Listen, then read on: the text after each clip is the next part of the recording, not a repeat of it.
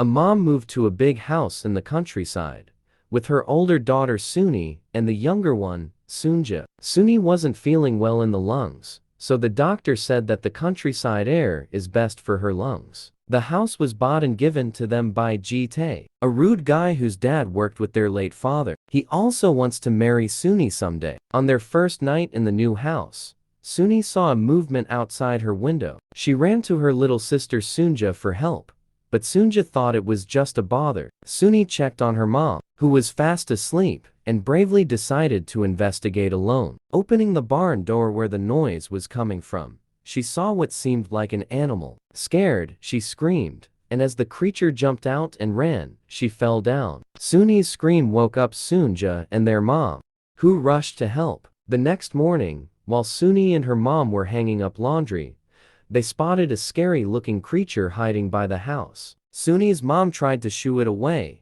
but it didn't budge. As she called it out, they were surprised to discover it was a person. Wondering who he was, he quickly noticed a bowl of potatoes, stared at it intently, and when Suni's mom offered it to him, he devoured them like an animal. The next morning, they called the police and Ji-tae to check him out. Ji-tae suggested they kick the boy out, while the security guy advised Suni's mom to keep an eye on him for a bit. Suni's mom reluctantly took him in, cleaned him up, and even invited him for dinner. But he surprised everyone by devouring the meal in a rush, annoying Suni. She asked her mom how long he'd stay, and her mom said it's just for a few days. Not happy, but Suni had to bear with it. While trying to unpack her books, she found the boxes too heavy. A shadow approached. She turned to see the strange boy. Scared, she thought he'd attack, but he helped lift the boxes instead. Feeling bad, she gave him corn. Just then,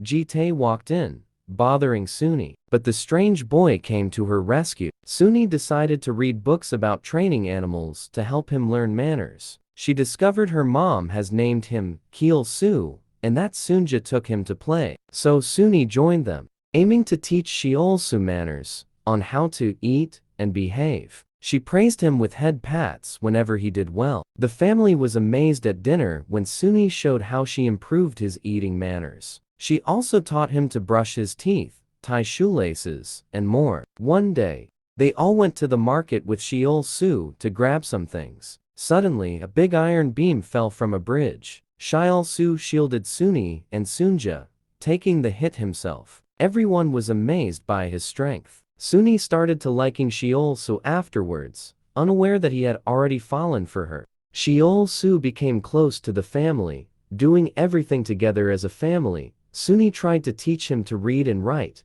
but speaking was tough for him. Kyeol-soo noticed a guitar and couldn't take his eyes off it. Suni decided to play for him, and he enjoyed it so much that he started patting her head. The more time they spent together, the more their feelings deepened. One day, Ji-tae showed up to bother Suni again, bringing some tough guys along. He wanted to make sure Kyeol-soo stayed out of his way.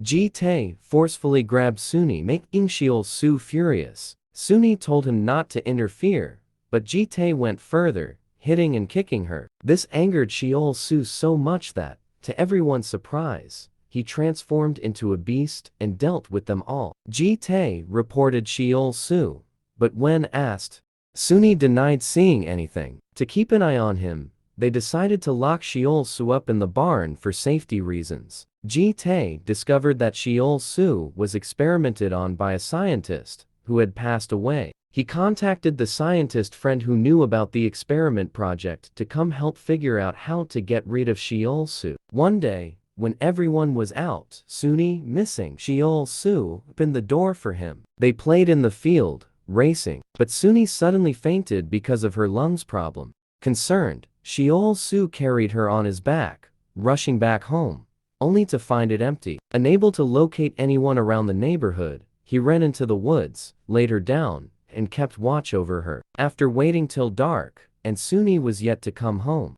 the neighbors and security men, including the scientist, went out for a search. They eventually found Kyeol-soo and Suni in the woods. However, everyone assumed Kyeol-soo took Suni there to harm her. To keep an eye on him, they chained him up and put a camera on him, ready to shoot if he misbehaved. The scientist tried explaining to Suni's mom that Sheol Su could transform, but she didn't believe it. Despite the scientist's explanation, after days of observing with no issues, the scientist suggested letting him be since he hadn't harmed anyone and was willing to learn. Ji-tae disagreed and accused Sheol Su of killing a goat, even bringing a witness. Later, Ji-tae sneaked out, turned off the lights, and tricked Sheol Su into thinking he needed to get Suni's guitar from Mr. Jeng for Suni to like him more. Setting him free, Ji-tae ran to inform security that he saw Sheol Su heading to Mr. Jeng's house. They all went after him,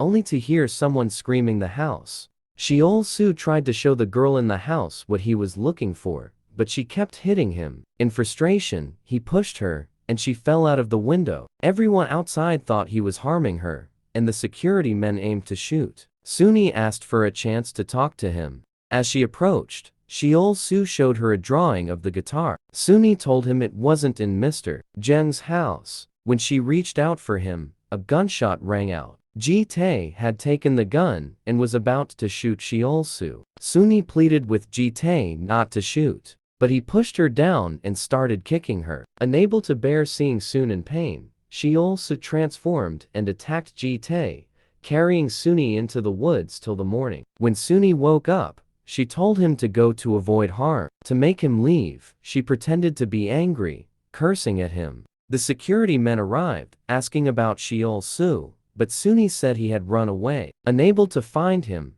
they left. Suni left a note for Sheol Su in his room, telling him to wait that she'll be back.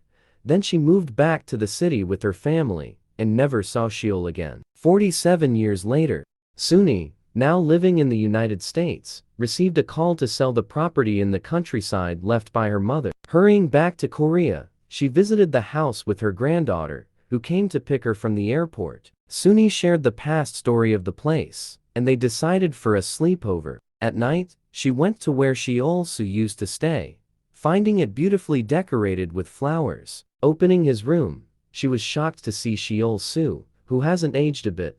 He handed over the note she left, expressing his long waiting, surprising her by speaking, something he couldn't do before. He told her that he has been waiting for her. She couldn't hold back her tears for leaving him all this while. Suni decided not to sell the property, realizing Sheol Su had made it his home. She told him not to wait anymore, urging him to be free, and left in the morning.